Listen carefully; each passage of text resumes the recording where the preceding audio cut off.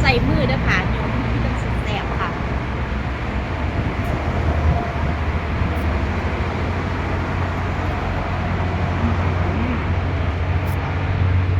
คือใจ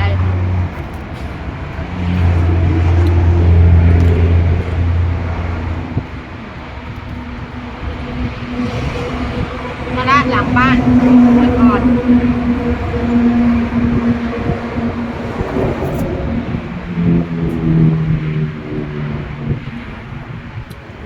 ลวกน้ำเสร็จ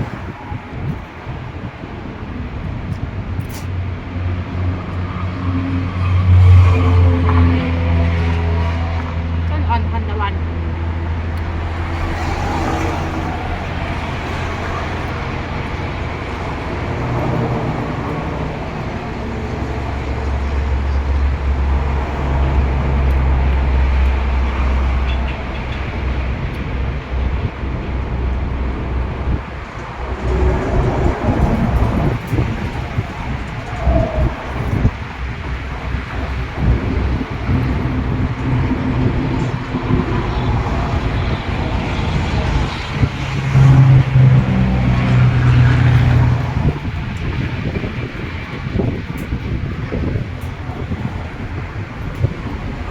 แห้งแห้งค่ะขาก่อนเป็นสั้นๆ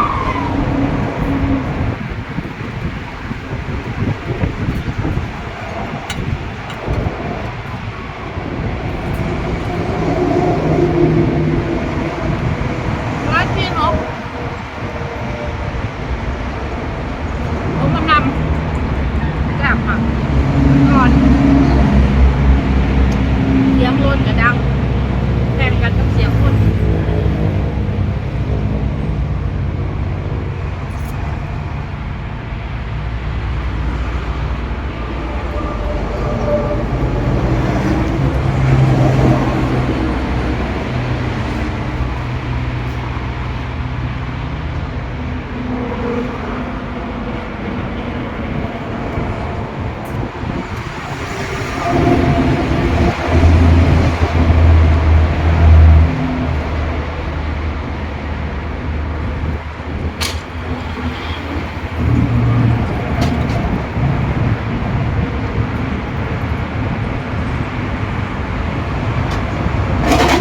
นั่งอยู่ข้างนั่งกับเสียวเสียงรถเด้อค่ะบางทีก็รถลงรถลงพร้อมหน้าบ้านนี่ก็มีปล่อยครั้ง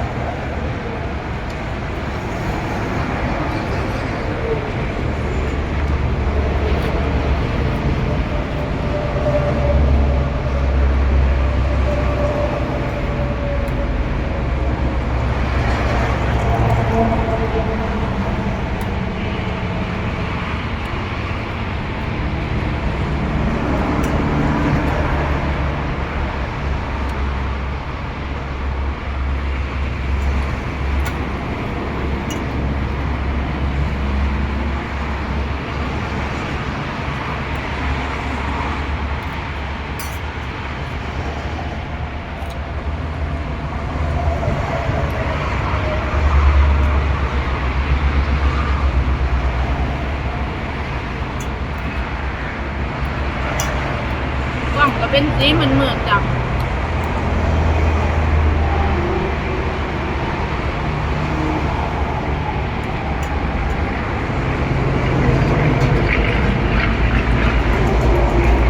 กินอยุ่งเงินเท่านะจ้ะ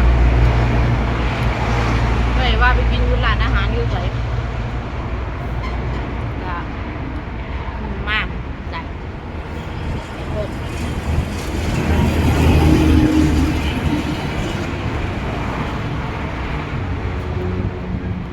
ต้องอยากอายไปเป็น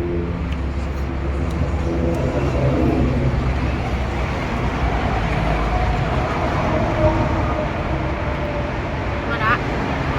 มาละก็ดีต่อสุขภาพ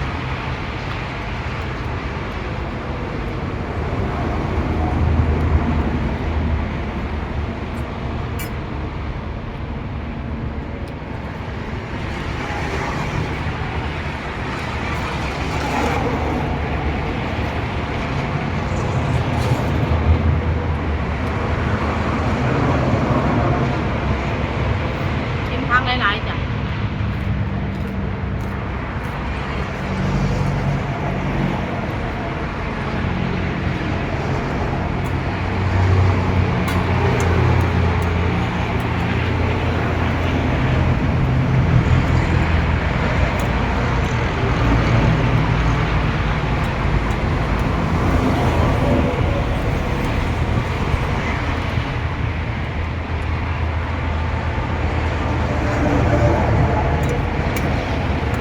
แบบหลายตัวทนน่ะ